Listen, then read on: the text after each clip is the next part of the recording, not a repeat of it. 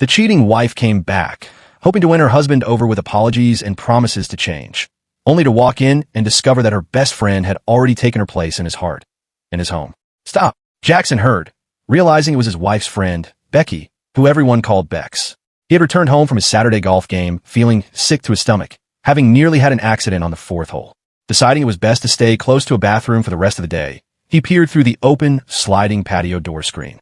He spotted his wife and 3 of her friends relaxing by the pool, sipping mimosas. His wife lay on her lounger, facing away from the door, with Bex to her right, Steph in front of her, and Cheryl with an S lying on a towel by the pool to her left. Jackson stayed hidden so he could listen in without being seen. "I'm sorry, Bex, but it's all I think about. I've imagined it, and I can't stop thinking about how it'll feel inside me." "You all talk about doing it," his wife replied. "Plus, I'll keep it quiet so Jackson won't find out. I won't be like Candace." Candace was known as the most promiscuous friend, entertaining the ladies with her tales of wild hookups. "He'll catch on. They always do. You know what happened to me? And Candace is full of it. I've been divorced for 3 years, and I regret every foolish choice I made because of her. She was my downfall, and she'll be yours too," Bex responded sadly. Jackson overheard his wife say, "It'll be a one-time thing. I need to find out if a well-endowed man is as amazing as Candace claims." "It's not what you think," Cheryl chimed in. Cheryl had been married about as long as Jackson and Deanna had. "Back in college, I hooked up with a guy who was well-endowed. Then I met Bert and realized he could love me better. The well-endowed guy was boring beyond that one aspect. His life was just sports, nothing romantic or interesting." She paused to take a drink. That was all there was to him. Steph, who's never been married, warned, "I told you when you wanted to hang out with us on girls' night not to fall for any guy you might dance with. They go to clubs looking for hookups, not a dance partner. And now you've started something with this guy. Like it or not, you're seeing him." "I'm not seeing him. We just have drinks, dance, and fun," Deanna responded, hesitating. "Until last night. He's been bragging about his size and wanted to sleep with me. I resisted until he showed me, and now I can't stop wanting him." She grinned. "Just thinking about it turns me on." Bex leaned closer to Deanna with a serious tone. "Listen, Candace isn't living some dream with amazing hookups every night. She's lonely, just like me. I can see you're on the same path. I'd do anything for a guy like Jackson. Kind, successful in his business, and a great dad." Standing up, she wrapped her towel tighter. "If you let Jackson go, I'll do whatever I can to be with him." Deanna looked at her friend earnestly. "I need to do this just once, and that's it." Bex replied with a sad look. "It's never just once. I've been there. I know." Jackson's stomach troubles were forgotten as he listened intently to the conversation. Anger surged through him. His wife, his partner for over 2 decades, was planning to sleep with some guy she met at a club. That's absurd, he thought. In a burst of fury, he forcefully pushed the screen door off its rail as he stomped over to the poolside. Deanna felt a strong grip on her arm, pulling her up abruptly. She turned to see her husband's enraged face, visible to all the women. With a swift motion, he yanked her wedding and engagement rings off her left hand. "My rings," she exclaimed. "There, you're not my wife anymore, so go be with your lover tonight." His rage boiled over as he flung the rings over the roof toward the street. "Go to your big tool boyfriend." Trembling with anger, he continued, "I heard everything. I knew you weren't being faithful on girls' night, but I can't believe you have a serious relationship with some loser you met at a bar." Deanna collapsed to the ground in tears. Steph was the first to stand, attempting to calm Jackson. "Take it easy, Jax. Deanna hasn't really done anything that wrong." "That's nonsense," he retorted. "The heck with all of you. You knew what would happen when you started taking her out with you. Especially you, Steph." He pointed accusingly at her. "Since you're all here, you can help this woman pack her things and get out of my house now." Cheryl flashed her manipulative smile. "Come on, you don't mean that." She gently placed her hand on his chest, but suddenly found herself stumbling backward into the pool as Jackson pushed her. "I'm leaving for an hour, and I don't want this woman in my house when I get back. Guess what? Steph has a new roommate." With that, Jackson stormed back into the house, then emerged again through the door. "I heard you, Bex. I'm excited for our dates, but I won't sleep with you until after the divorce. Are you okay with losing these friendships?" Bex straightened up. "Absolutely not a problem," she grinned. "You seem like a great catch," she believed. She had learned from her past mistakes, although it was too late back then. A week later, Deanna's wish came true. During girls' night on Friday, Bex observed Deanna meeting her lover. She recognized him as one of those sleazy guys who prey on married women at clubs. He used to be roommates with a man who had seduced her years ago, a decision she regretted deeply. She knew Deanna's life would change drastically tonight, just like hers had. She felt guilty for not trying harder to stop Deanna, but she knew once Deanna made up her mind, it was final. Bex regretted not taking photos of Deanna's actions sooner.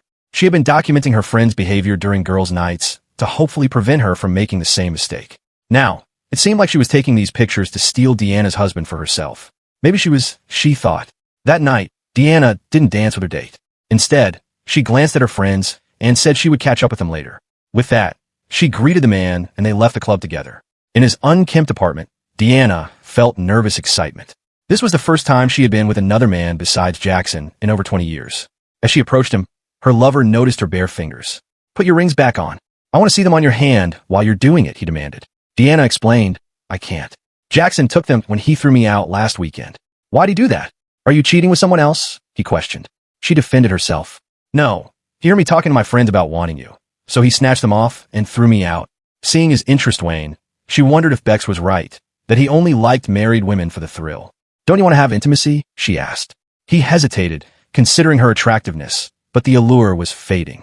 Without a husband, she might cling to him, and he wasn't interested in that. "Here's the deal.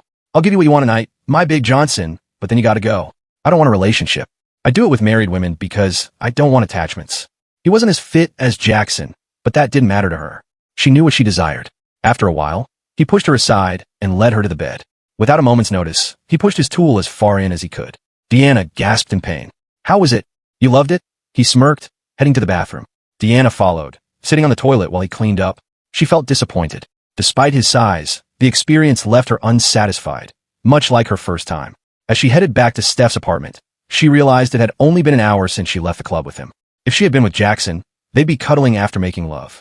Feeling sad and alone, tears streamed down Deanna's cheeks as she took an Uber back to Steph's empty place. Jackson spent the week getting ready for his new life. Some might call him cold, but that's how he handled problems, compartmentalizing them. With a successful business, he could delegate tasks and focus on what mattered. He didn't want revenge in the divorce settlement. Despite over 2 decades together, Deanna had changed, seeking girl time every week. Sometimes he grew tired of the constant presence of her friends around the pool.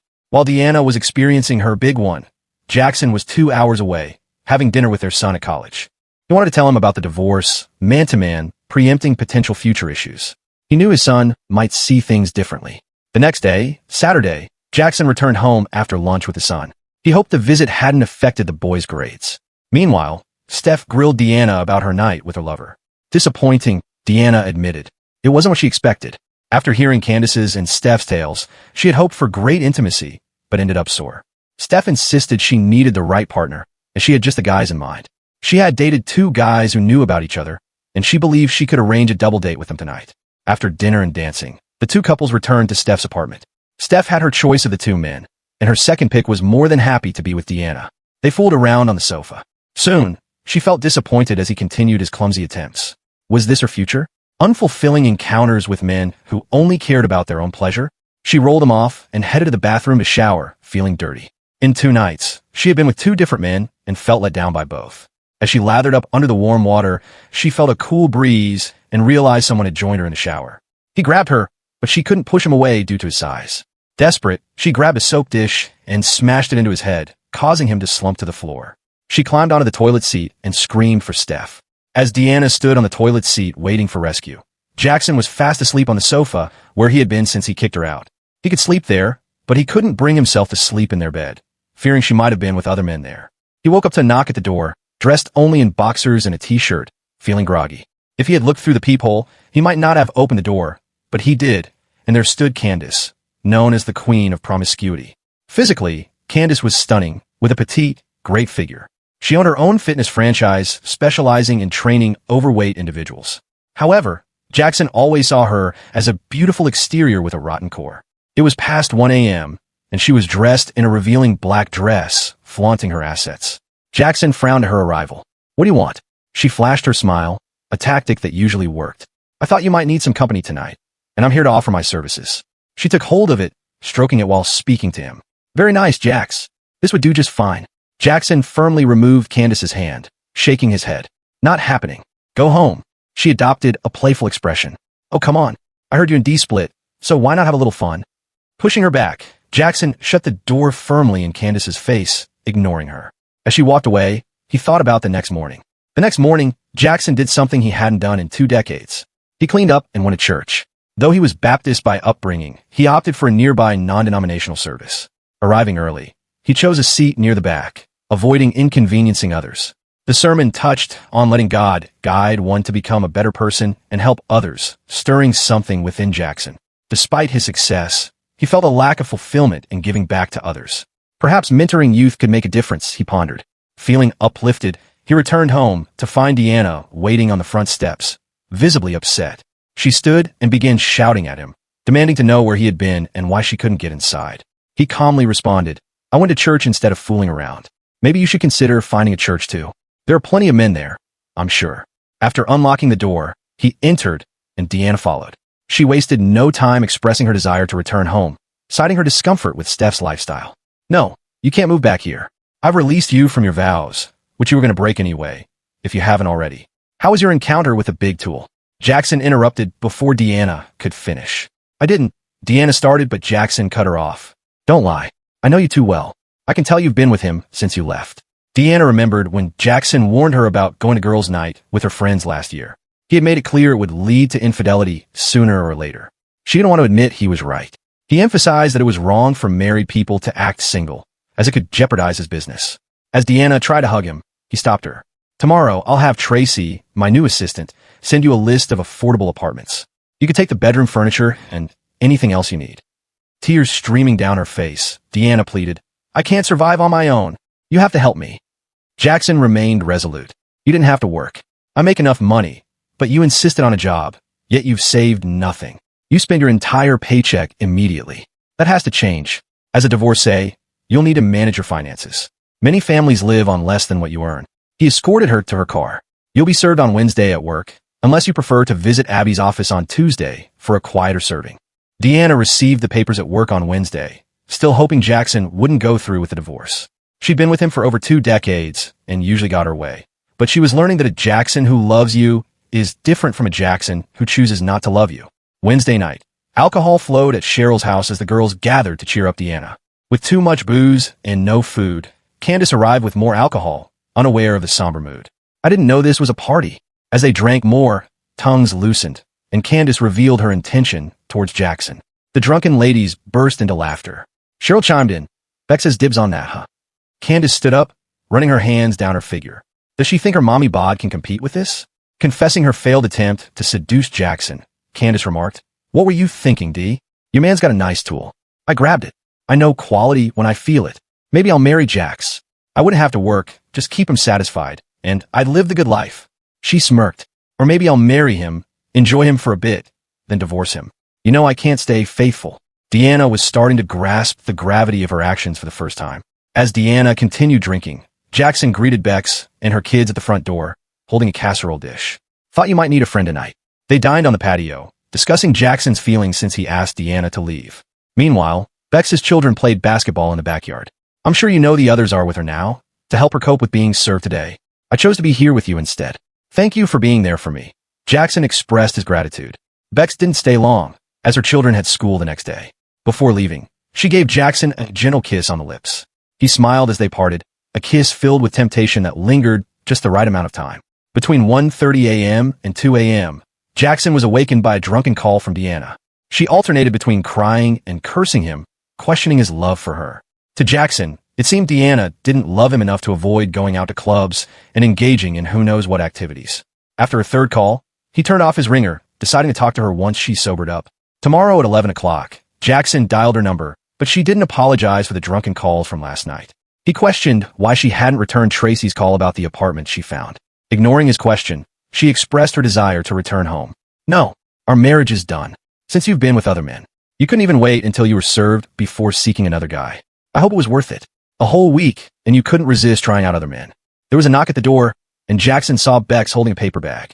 He gestured to wait as he finished the call. "Deanna, you wanted other men, so I'm giving you the single life you seem to want. Sign the papers. If you don't meet with Tracy tomorrow, I'll pick an apartment for you. I'll cover the first 2 months' rent. That's it. Got to go. Bex just brought me lunch." He hung up. By 6 o'clock in the evening, Stephanie was fed up with Deanna's complaints. "Girl, you got to face reality. Bex isn't stealing your man. Let's be real, you wanted that guy's bigger tool, and you got it. But what did Jackson get? He realized he can't give you what you want after 20 years of marriage. Sorry, but no man wants that. The Jackson I know won't take you back." Deanna didn't want to hear it. "But you didn't stop me." Steph gave her a look. "Why would I? When you want something, you go for it. That's who you are. And besides, I'm no saint. You messed up, and now you want Jackson to act like it never happened. Be glad he doesn't know everything you've done. Change into something better. Let's cheer you up. 2 weeks had passed, and Deanna had experienced disappointment with several new partners. On Monday evening after work, Bert and Cheryl accompanied Deanna to the apartment Jackson had arranged for her. He had furnished it with her favorite master bedroom set and items from their home. The place was freshly painted, cleaned, and even the fridge was stocked. Bert, being the good husband, carried Deanna's clothes inside. As Cheryl requested, he hung up the clothes that needed it and opened the plastic tubs containing folded items. Later, he returned with food, and they all spent the evening together to keep Deanna company on her first night there. Cheryl understood that Deanna was trying to prolong the divorce, hoping Jackson would miss her terribly and take her back to their ideal life. She kept quiet about Bex having frequent lunches with Jackson, knowing it would only make things worse for Deanna. Cheryl proposed a housewarming girls' night at Deanna's new place on Friday. Bex picked up the call from Cheryl. Hey sis, we're having a gathering at Dee's new place on Friday. Please join us. I haven't seen you in a while. She hesitated. The kids' dad hasn't been able to take them for the last few months. He's been working out of town, so I haven't had much freedom to go out. It was a white lie. She did visit Jackson occasionally, but never stayed long. She was just checking up on him, knowing he wouldn't cross any boundaries. I'll see if I can arrange for someone to watch them on Friday. They're teens, Mama Bear. They can manage on their own. Sure, but I might want my security deposit back someday. They could wreck the place. Jackson enjoyed his lunches with Bex. She knew he rarely left his office for lunch, always bringing his own food. That dedication likely contributed to his success. It was the little things like that. Bex worked just 2 blocks away from Jackson's business. They didn't meet every day, but he appreciated her company. She was actually the only friend of Deanna's that he genuinely liked. He put up with the others just to keep the peace. During their Thursday lunch, Bex asked Jackson if he could watch the kids so she could attend Dee's housewarming. He agreed without hesitation. Jackson liked spending time with Bex's children, 3 boys aged 13, 15, and 16, who regarded Jackson as a cool uncle. They played basketball together, which helped fill the void left by not playing with his own son. Bex didn't need to drop off the kids because Jackson picked them up and took them to the batting cages and go-kart racing. Taking a deep breath, Bex knocked on the door. Come in, came the response from inside. Peeking through the doorway, she saw Cheryl and Steph with raised wine glasses. But before she could step inside, Candace barged past her announcing, "Hey ladies." She was already quite tipsy. As the toilet flushed, Deanna entered the room. There was an unspoken tension between Bex and Deanna, one that wouldn't last the evening. As more wine and whiskey shots were consumed, inhibitions faded away. Drunk Cheryl proposed that they all help Deanna reconcile with Jackson. This stung Bex deeply. She had genuine feelings for Jackson, not just to Jax. Tipsy Candace chimed in, suggesting that Deanna couldn't win Jackson back until she slept with him. She claimed that when she touched it, it felt just right in her hands, not too big, not too small, just perfect. Bex called out Candace for her crude talk, but Candace shot back, mocking Bex for her supposed plans to snag Jackson. She insinuated that Bex, as a single mother, was looking for a new daddy for her kids and suggested that Jackson, being an empty nester, wouldn't want to raise someone else's children. Bex knew her friends could be superficial, a factor X often pointed out, but hearing Candace talk about Jackson like that was too much. Before Bex could respond, Deanna grabbed her hair and yelled at her to stay away from Jackson, accusing her of coming from his office during lunch breaks. Pushed toward the door by Deanna, Bex finally spoke her mind to her friend for the first time. She acknowledged that Jackson wasn't Deanna's anymore. Deanna had thrown that away by choosing other men over him. Bex reminded them of the importance of fidelity, calling out Cheryl's casual attitude towards cheating, despite her husband's admiration for her. I learned that lesson the hard way. You never experienced having kids because you didn't want to change your body, but that's something you'll never understand. Steph is so superficial and cruel that she'll never find a husband. No man wants a woman like her. And Candace, if every tool that you had could stick out of your body, you'd look like a porcupine. After a moment of silence, she continued, I've been holding back on pursuing Jackson, trying to give him space, but not anymore. I'm going after your husband, Dee. Once he's mine, he won't even remember any of you. Finding a good husband is tough, but he'll never regret being with me. I guarantee that. With that, she slammed the door and left. Bex drove home and sat in her empty apartment for a while. Her boys were with Jackson, and she didn't want to be alone. She decided to call Jackson. He told her to come down, as they were scheduled for the batting cages soon. He joked about his sore, but from the go-karts. She found Jackson and her kids at the batting cage. She sat on the benches outside while her older sons played. Jackson was coaching her youngest. She smiled as she watched them bond. Jackson grinned when he noticed her watching. He motioned for her to join them inside. Without saying a word, he handed her a batting helmet. She initially declined, but her kids insisted. Standing with a bat on her shoulder, she swung at the pitches, missing each one. Jackson stepped behind her, adjusting her stance. She felt his presence close behind her. He guided her through the next pitch, and to her surprise, she made contact. Not a hit, but not a miss either. With Jackson's support, she felt safe, and her heart raced with anticipation. She never quite managed to hit the baseball right, but it was the most enjoyable time she'd had in years, laughing until tears rolled down her cheeks. She knew this night would always hold a special place in her heart, as the moment she realized she loved Jackson. Following Bex's car back to her apartment, Jackson wore a wide grin. Despite her insistence that he didn't need to follow them home, he was happy to help wrangle her boys and their belongings into the apartment. The next morning, he casually asked if she'd like to grab breakfast together, and she eagerly agreed. On his way back home, Jackson got a text from Bert, informing him that the girls had ended up in the drunk tank after causing traffic trouble while clubbing. He decided they needed a lesson and opted not to bail them out, especially if Deanna was driving. With a DUI, their insurance rates would skyrocket. Over breakfast, Jackson and Bex continued to connect as a couple. Bex recounted the events of the previous evening at Deanna's place, including her confrontation with the girls. Jackson chuckled, realizing why she left early and secretly hoping it was for him. It felt selfish, but everyone desires a bit of attention sometimes, wanting to be upfront. Jackson confessed.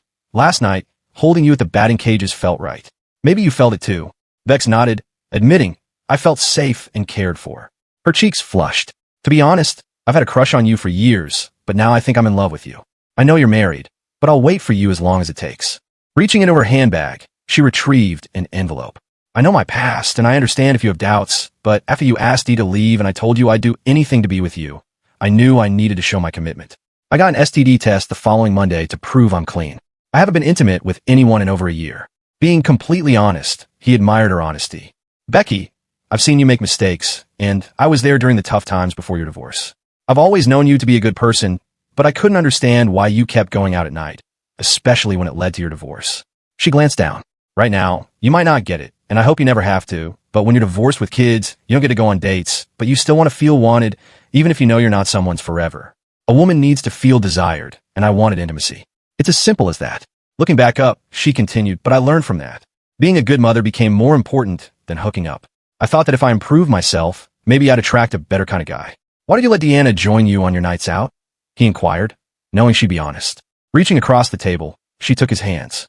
I tried to stop her, but once she sets her mind to something, it's happening.